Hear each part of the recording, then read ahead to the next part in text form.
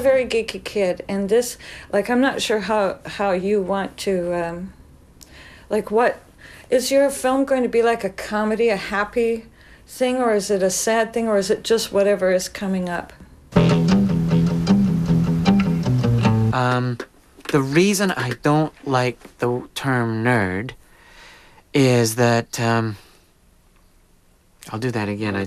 Oh, yeah. Okay. Are we? Okay, because I'm on to something. Okay, don't let go of it. Yeah, just a minute.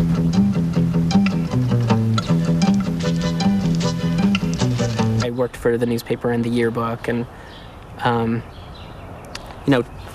Jesus, sorry about that. Sorry, an enormous bug just landed on my arm.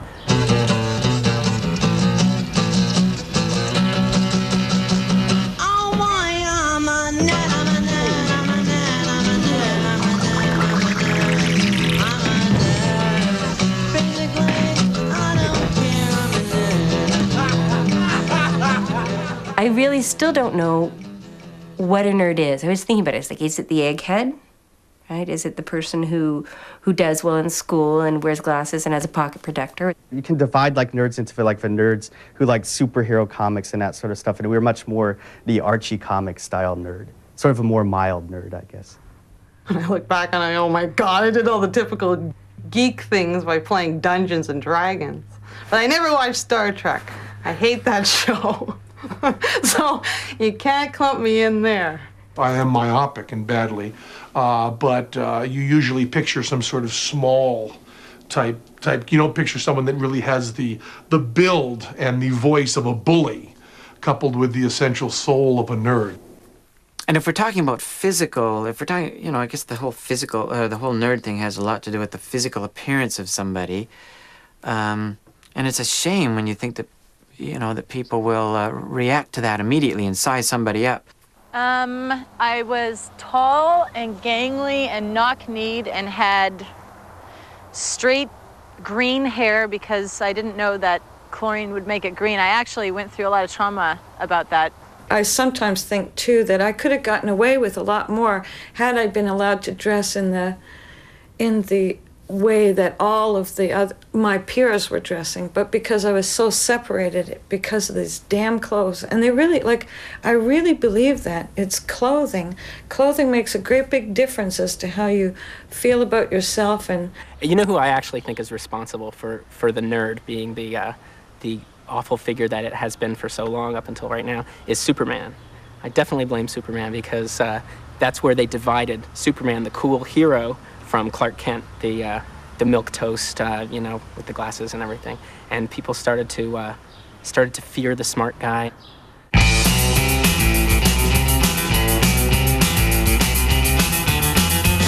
believe when I was in grade 2, I got 99 in a paper that I was working on, and I ran out of the room crying home because I hadn't got 100.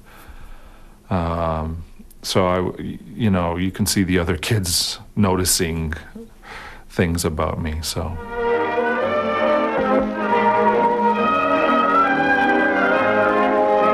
Popularity, what is it made of? How does a person get to be popular with lots of people and have a few close friends, too? Let's watch and see what makes people like one person and not another. I usually tried to hide carefully when I was drawing plans, because I noticed people did not like this. If some other kid discovered, even in elementary school, I was designing a plan for a sewage system, it was like, oh, look at this, how ridiculous, you're drawing a plan for a sewer system, ha, ha, ha, ha. I was, I guess, 11 years old, and I was struggling with the special theory of relativity. I was trying to explain to John, who was an older boy, he was in grade 8, so I thought, well, he must understand this stuff. And I was drawing out the formulae for the Lorentz Fitzgerald field contraction in chalk and explaining that, well, you see, since it's 1 minus v squared over c squared, that therefore this implies that as you go faster, your perception of time dilates, and what you think is a day is actually a year, depending on how fast you're going. And he threw a brick at me. He threw a brick at me, and he ran away saying that I was crazy. as a kid, I was so quiet and so painfully shy that I couldn't. It was very hard to go and deal directly with people. So I was sort of used to sort of sitting there and watching how people act and sort of being very aware of how people act and how I should act, even though it was I never felt I was acting correctly, or to even say like I had to act some way really shows like how I felt growing up, and very sort of feeling so uncomfortable that you just learn to watch the whole world go around you, so you feel safer. I had fantasies when I was a kid about being a superhero and just all of a sudden turning into Bruce Lee and just boom, boom, boom, boom, boom, boom, you know, being the big hero and having all these kids cheering me. You know, I would sort of, you know, go to the movies and fantasize about all these great adventures because I had no adventures at all in my life. I was a complete klutz. I wasn't on any school teams. You know, when you'd choose up, you know, for a baseball or basketball, it was always that pathetic thing that I was the last person chosen. Al, Melvin, Sandy, Eric, Sam, Charlie, John. I guess I gotta take you. Willie found it wasn't easy to gain acceptance in the group, but he was determined to try.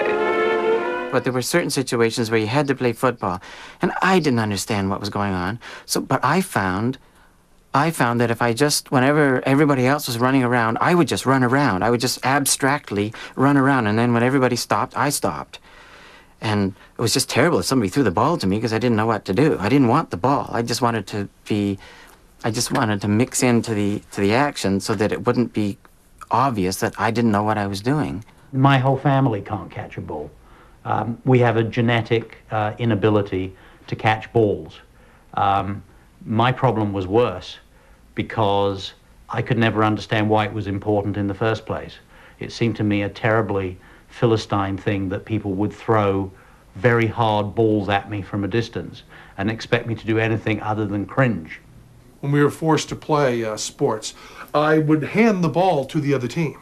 You know, the ball would be passed to me and I would hand it to the other team. Just, there you go. And would cause a lot of trouble because, of course, our team would be very angry at me. And then the other team, of course, would also feel that somehow the competition had been sullied by a nut. There were other kids who were probably equally geeky as I was, but who had made more of an effort than I did. I didn't give a damn. I just thought, I'm happy just being myself. Only later on did it backfire. When people laugh at you, it's your peers that are laughing at you, and the things they can say are so cruel, and it follows you through the rest of your life. The rest of your life, I think, that you do things because of that in a small way. Oh, yeah.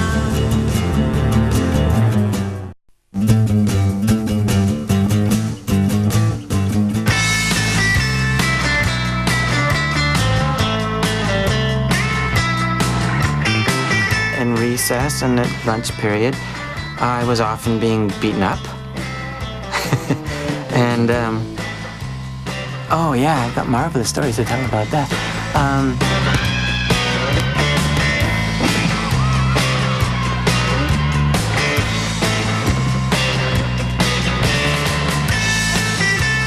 I still remember out in front of my house being beaten up by Sidney Gatenby.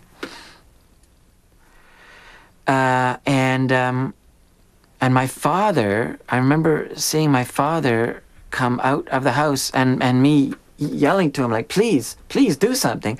My father went in the house. I didn't know what he was doing, whether he was phoning the police or getting a baseball bat or whatever, but he came out with a camera. And so to this very day, in my family archives of photographs, there's pictures of me being beaten up by Sidney Gatenby. I remember having, going home, trying to avoid all the regular ways other kids went home, because if I went with the rest of the group while they were going in that direction, I would get jumped on by a bunch of guys and they make me eat grass or throw snowballs at me or stones and break my stuff. I wrote this expose on who they beat up and it's a reign of terror, and the teacher, I figured it out now, she didn't like me or something because she read this expose. I was doing it like, please save me, but instead she read it out loud to the class which was composed predominantly of the killer gang. It's like telling the mafia right there who fingered them. The way he said it made it an insult, because he didn't say, hey, Chip, he said, hey, Chip, you know? And it was just like, he might as well just punch me in the face every time he said it. And it was just really sarcastic, and it just used to, the hair in the back of my neck used to stand up whenever he did it. He started pushing me, just for no apparent reason. And physically, like, I mean, doing this. Hey, Chip. He was the toughest, the meanest, the most, and he looked like an angel. He pulled like more than half my hair out. He scraped my face, he did it on purpose, across the concrete so that my face was, he said, you know, we're gonna change your face. Like, it was like a movie. Like when you see now, like Schwarzenegger's a nicer guy. They basically would push me until I cried. And a lot of the times the tears were anger and frustration out of I couldn't do anything. And I knew it. If I fought against them, then I'd really get a good beating. And so I'd be crying, and that seemed to be enough, and they'd have a big laugh. And he just kept pushing me, and he kept pushing me, and kept pushing me, and I finally just popped him right in the face, right in the eye, and we were in a gymnasium, and it was like one of those movie sounds, you know, it was just, like, I mean, I thought I knocked his head off. It was almost like 11 years of all this pent-up frustration had come out in this one punch. And for some reason, I just felt better about myself after that. But at the time, it scared the hell out of me, because he came after me. I mean, like, I hit him and he came after me. He was going to kill me. Rather than responding the way the bully wanted me to respond, because the bully knew he could beat the heck out of me anyway, I would sort of make fun of the bully. I don't remember the details now, but I remember that phenomenon, and I still remember the sound of the girls giggling, and I thought, oh, I like that sound. I like that sound. This is how I can impress women. And I come home and I'm in this mess, and my mom said, well, what happened? I told her, oh, that doesn't, I'm going to school. No, I gotta leave them alone now. Like, they'll do this again. Like, you're no help with these goddamn clothes, you know? Like, you know, I had the advice from my father regularly, like, well, if you just go and, you know, face up to that bully head on, and you just fight him once and he won't bug you again. Well, I'd fight with a guy, he beat me up, and it was back to business as usual, you know. So it was, thanks, Dad. Nice try, bud. And my dad just came home, and he just crossed his arms and he said, well, you must really be a force that they're afraid of if they're trying to do this to you, you know, like if it's this heavy that one person's doing this. And as soon as I heard that, I thought, yeah, and with all my spying abilities too, like, I should stop making it so obvious and go completely underground so that they never know, and I will bring down the evil killer gang. Yeah, and I still remember, like, blood coming out of my nose, and there'd be these gags happening all the time. And there'd be laughter. I love that sound of the laughter all around me. And I guess maybe the bully and I had this, yeah, maybe come to think of it, it was a symbiotic relationship in a way, because he was getting what he needed, and I was getting what I needed. You know, I could make people laugh. You know, and then I'd go home and look in the mirror and see all the bruises and the...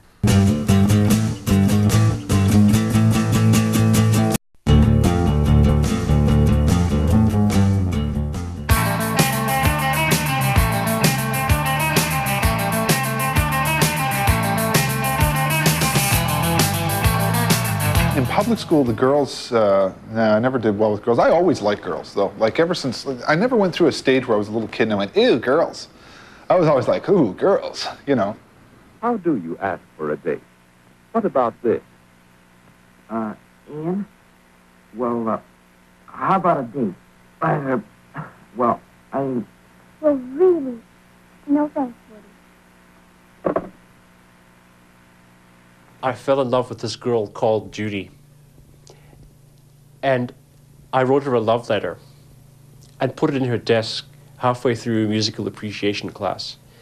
To my horror, she waited till the teacher had gone out of the room and stood up and read it out loud to the entire class. That was it. No more romance for a good 10 years after that. That was it. I had to bribe a guy to kiss me when we were having Spin the Bottle. If you spin the bottle, you had to go into a closet and then emerge from this closet newly kissed. So I went into the closet with him, and while we were in there, I said, look, I'll give you $10 if you just tell everybody that you kissed me. Well, suppose he did it this way. Hi, Ann. What you doing Saturday night? Well, I guess I'm busy. Oh, yeah? Any chance of giving him the brush off for me? Well, of all the nerve. I had a crush on her right from grade 1 to grade 8. I never told her. Never told her, because if anyone had known that I had a crush on this girl, it would be another strike against me because I had a crush on this girl who was a nerd, right? So I went that whole 8 years in love with this girl, and she never knew about it. She's married with kids now, I think, so. Her name's Beth, in case she's watching. My wife's gonna kill me. I'm sitting in the living room and I'm watching these two poodles while Fred's gone to fix us a drink. And one of the poodles is humping the other poodle. And I think, that's odd, this must be what poodles do. I didn't know what they were doing. Now you may say, oh, come on, no one's that stupid. Yes, they are that stupid, and some of them are that stupid into their 30s. But anyway, I really didn't know. So, and then Fred and I enjoyed our drinks, I guess a soft drink or something. And eventually, as most boys will do with girls, lure them up to their room. And eventually, you're horizontal. And Fred's on top of me. And he starts pumping at me like dry humping or something. I am not a poodle. Get off me. And I was just so upset that he would even deign to treat me like a poodle, like how dare him, and stomp out of his house and refuse to speak to him for at least weeks, which is a long time when you're young.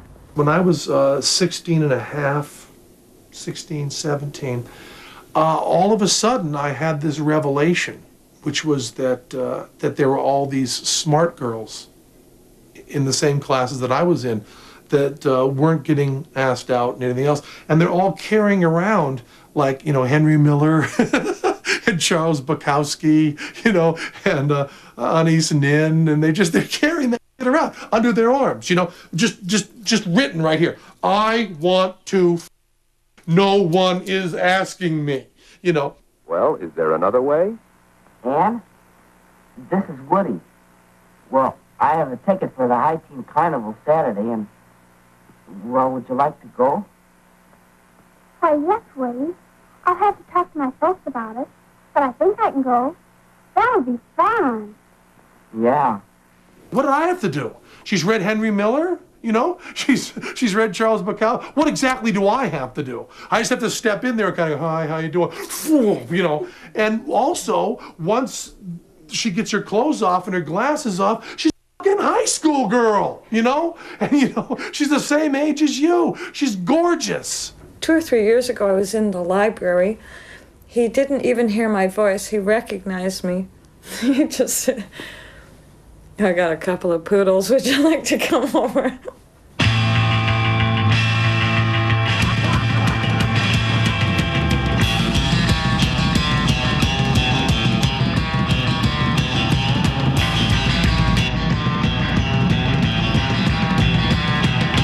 I'd always disappear at lunch hours and recesses. If it wasn't the library, it was, thank God, the cooperation of the metalwork teacher had let me spend my time working the machinery in the metal workshop.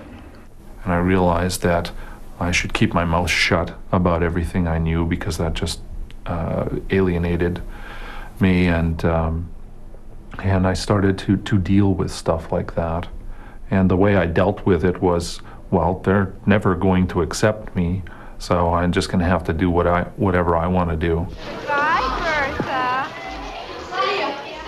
What a oddball. Yeah, butterball oddball. My parents thought it'd be a good idea maybe to go see a guidance counselor, some kind of therapy or something. So now on top of everything, I'm a psycho too. So, here I am sitting in the doctor's office talking to these two guidance counselors who are asking me, well, you know, why don't you have any friends, and you know, this kind of thing, and I'm like, well, I don't know. I just don't seem to be on the same wavelength as these other. Of course, I didn't say it that well, but so we went to one session, and they basically told me, they were telling me that I had friends, I just didn't know it, you know, and that kind of thing, and so I thought, this is crap, you know, like, I just felt like a complete idiot. When we went to go back the second time, I said to my parents, I don't want to go, but I thought, well, there's an easy way out of this. I just went there the second time, told them what they wanted to hear. You know, I said, yeah, okay, I realize it now. I do have friends. I have this friend, and I have that friend, and I have that friend. They were all happy and smiles. I never saw them again. When I was in high school, I met some people who didn't fit in, but they were cool. They were the punks. I was like, oh, I'll get in with the punks, and I'll be cool. And then I found I didn't fit in with them either, because they have a hierarchy in there. I mean, any group you get into has a hierarchy. It doesn't matter. You're a nerd in life, and you'll be a nerd always.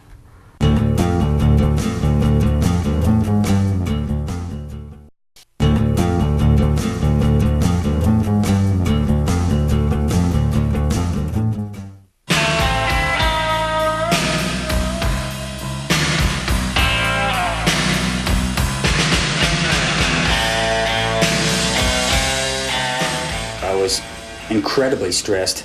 My heart was just pounding in my chest for the last 2 years of high school. I even went to a physician, got an EKG for God's sake. I thought something was wrong with me and I was going to die or something, but I was under the greatest stress I've ever been in any other point in my life. No matter what negative events occurred, this was the worst. And I think despite the not caring to fit in consciously, it still hurt. They were selecting a prom queen, and my class elected me as their prom candidate, as what they seemed to feel was just the best of jokes. Yeah, it couldn't be funnier that I would be a beauty candidate. I really felt that I had to go through with it, that I couldn't just not do it, that somehow for my own pride I had to accept the situation and go through this rather nightmarish evening. And I had never been on a date, but I was in the difficult position of having to choose somebody to escort me. My mother chose someone to escort me, who was in fact a true nerd. A really great nerd, I think, in retrospect. Now, of course, my mother saw him as a perfect escort because he was harmless and asexual. And consequently, no danger whatsoever to my virginity. See, I'm laughing at him, just in the same way that other people will always laugh at nerds. We did the whole thing. We did the prom queen parade. We were on show in a major way, but it wasn't as bad as it might have been. And for that reason, I have to say I'm really glad I did it. If I had not gone and had to fantasize about it, I think I probably would have made myself ill. As it was, really, sometimes doing the thing is not as bad as thinking about it. I did a lot of retreating, and I worked out a lot of the stuff in my drawings. I had a large sheaf of drawings from my black period when I was the most depressed about this stuff. When I think about it, I don't think I was that eccentric. I just didn't fit into the culture that I was in. And some people took advantage of that.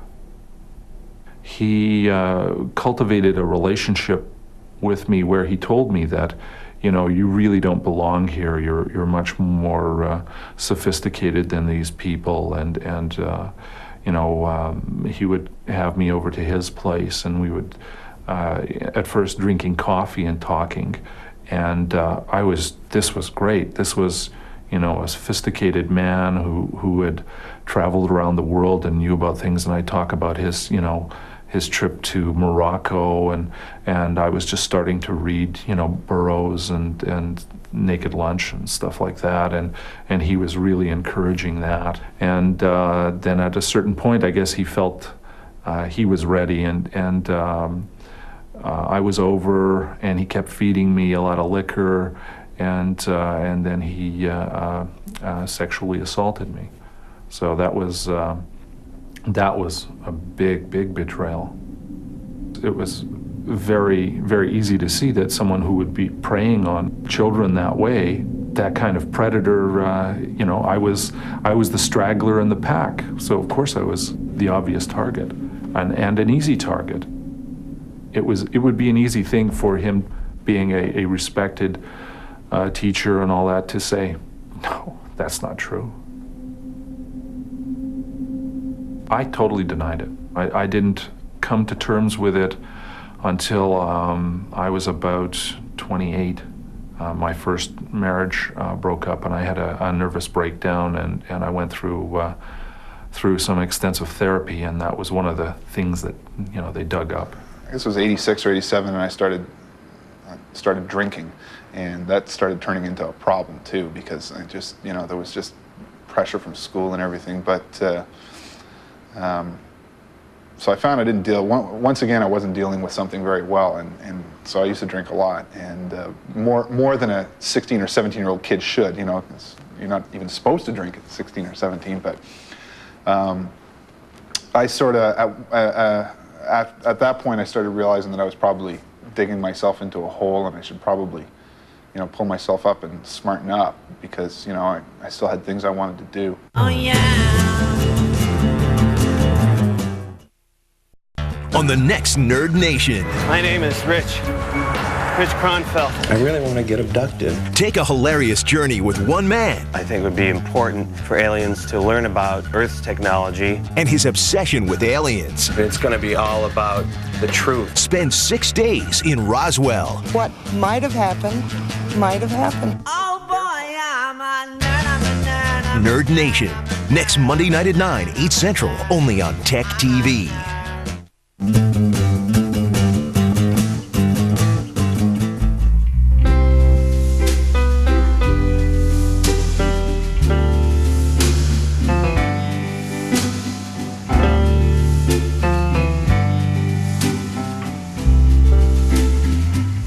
When I got to university for the first time, I came out of my shell. I used my student loan to go and buy some decent clothes. I had my face sanded down at the dermatologist. I got contact lenses. And all of a sudden, I felt like a new person. It was sort of like I was cut free after high school. High school seemed like a little trap, and you had to play by all the rules there. And when you got out, you could make your own rules up, and you didn't care what people thought about you, because it didn't matter anymore. It was actually my father that helped, because I made a point of every chance I could going with him on his trips. And when I would go with him on his trips, I found this wonderful secret. They didn't know I was a geek. They didn't know I was the scientist, these people I was meeting. They treated me like a human being. It was university that was really the turnaround. I was saved because I was handed back my individuality, and that individuality was respected. I think the worst thing about high school is that it takes it away from you. Nerds, eccentric people are very strong individuals, and to have that individuality repressed is like to have your hands cut off. You know, you don't just lose yourself, you lose your soul. You might not make it. I had to go back to my high school reunion, kicking and screaming in my own mind, because it was a cathartic process. It was, I needed closure. I just got in the mail the other day, the 30th high school reunion. I was tempted to go and maybe beat up somebody. Anybody who's gone back to a high school reunion, which is a little like putting Drano in your eyes, but if anybody's gone through that kind of experience, what you'll find out is that the cheerleader that you most wanted to and that you thought was totally accepted, the group that you'd never be part of, felt pretty much as outside as you are. And the best part of all was the cheerleaders and all the football team little clique who had always shunned me and ostracized me and ridiculed me since we were all about this high. And all of a sudden, there was, for the first time in my life, girls noticed me. I couldn't believe it. And nerddom was fading memory into the distant past. I can hardly wait for my 20th high school reunion, I can tell you that now.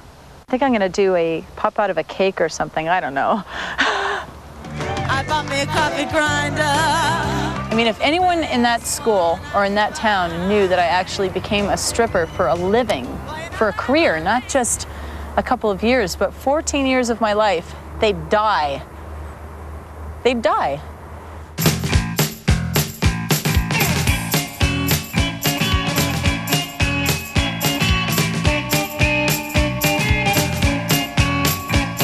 When I first got the job here, when I got hired, one of the first things I said to my wife was, imagine the people I'm going to meet, right? It didn't even, strike me that I had a great career ahead of me.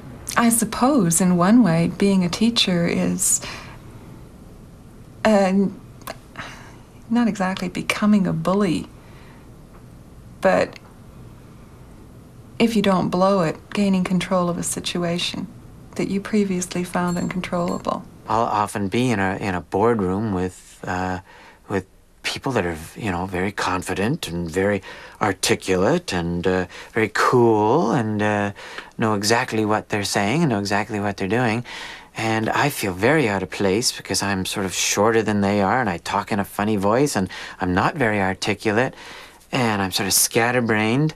But for some reason, they all take me seriously. We wrote a freelance script for The Simpsons, and they hired us after that. And we just sort of moved up the ladder.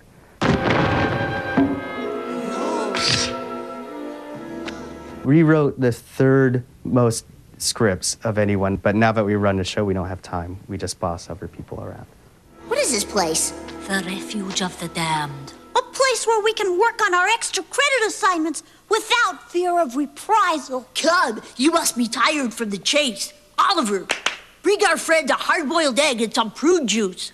Finally, Bart's one of us. Excelsior! One thing I always think of is, I wish that when I was a kid, there would be a show like The Simpsons that really sort of not only makes you feel comfortable and helps you laugh at yourself and other people, but really says the world's okay, it's fun, just enjoy it.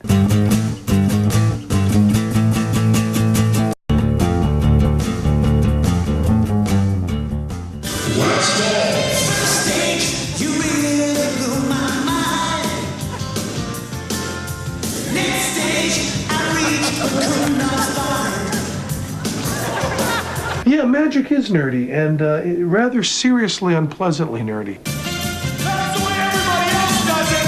This is the way we do it. We had to get these built special.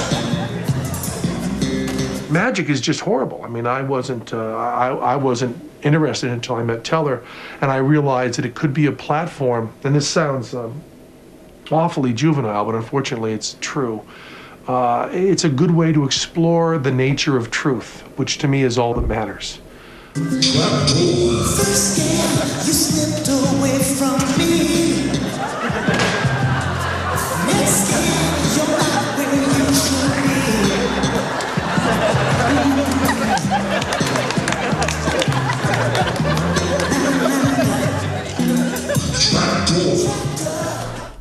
My company is Digital Chameleon, and Digital Chameleon is one of the preeminent color studios in comics. The main thing that we do is color comics with computer. We do all of these Superman titles. We worked for all the majors on all the important projects.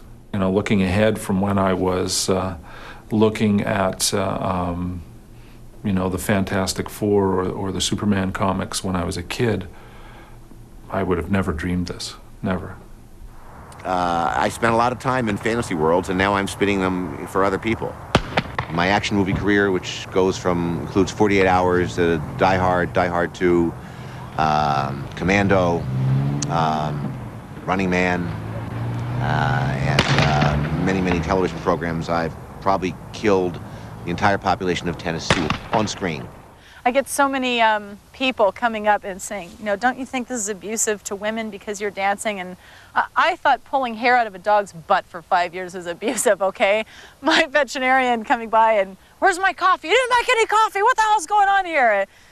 I just found it really nice to be able to go in and work for about 15 minutes at a time and then come back 2 hours later and do another show. And these morons are still sitting there in sushi row, as we call it, spending money to see me naked on stage. Okay, that's the best revenge. That's how I'm looking at it. If you're gonna actually sit there and hand me your money, buddy, to watch me parade naked around, well, that's your problem then.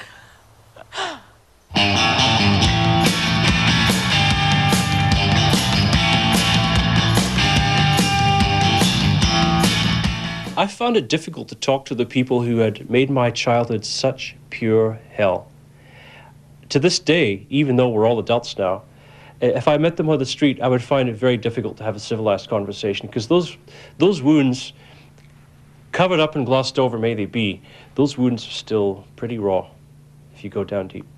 As a former nerd, I get a lot of pleasure and satisfaction in naming all 8,050 people I've killed on screen after various kids who beat me up in junior high school. I get to see Arnold Schwarzenegger and Bruce Willis and Eddie Murphy, Jean-Claude Van Damme kill all those creepy kids at the bus stop. When I was in high school, I was a big, huge Black Sabbath fan.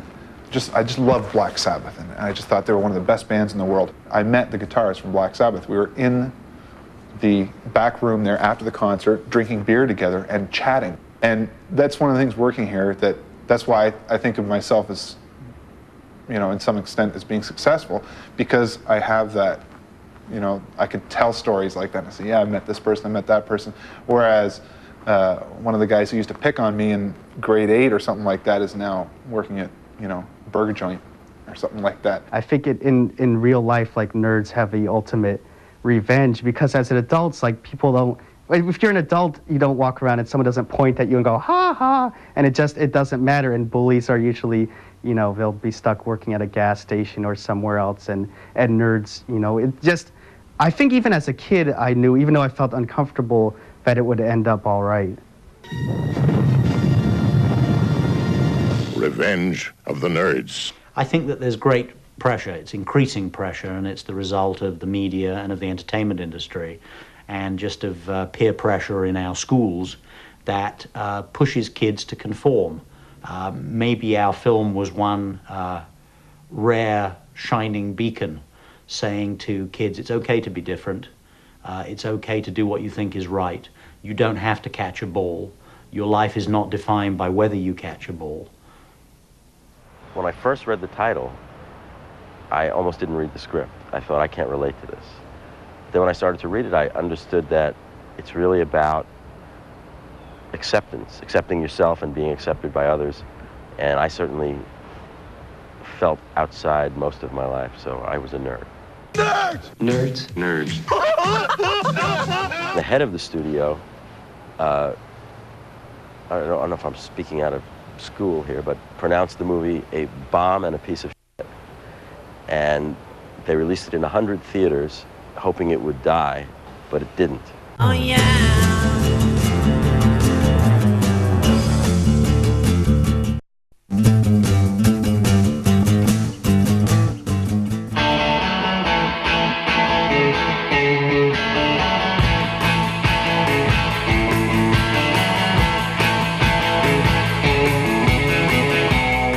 In a way, I resent the amount of time that it's taken me to get to where I am, because it's been a long time. and I often say, I even say to my wife, sometimes if I had it to do over again, I'd come barreling in with guns a-blazing, you know? If you asked me 10 years ago, I would have said, yeah, I regret it. I always wanted to be like everybody else.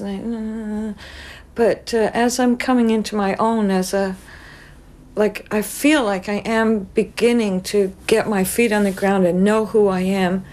I know that all of that's like training, or all of that is what has created this. To deny it or regret it now would be to regret who I am or what I am. It's like you're stuck in the body that you have, and you're stuck in a personality you have, so just stick with it. It doesn't, it's like I'm still a nervous, nerdy guy now, and I will be when I'm 70 years old, but I don't care. That's fine. I think that I would tell them to follow their bliss, I know that's Joseph Campbell's advice, but I think it's very good advice to stay true to themselves, and if there's something that they like, they should follow that, and they should do what makes them feel good, because there's people aren't going to make it better for you. I think you have to find that in yourself. Sometimes that's very difficult. I wish I could say that it's avoidable, but I don't think so. I think my son, either he's going to be on one side or the other. You know, he's going to be one of the persecuted or one of the persecutors. I kind of hope he's one of the persecuted, because I don't want him to have the values that would allow, you know, him to be malicious. But I think it happens to everyone. The best thing that you can do is to let your children know that you've also gone through pain, so that if and when they suffer, they know that they can come to someone who at least has suffered too. But I think, as well, something that I would always want to do for my son is to make him feel that no matter what anybody else says, there's always a place where he will always be acceptable.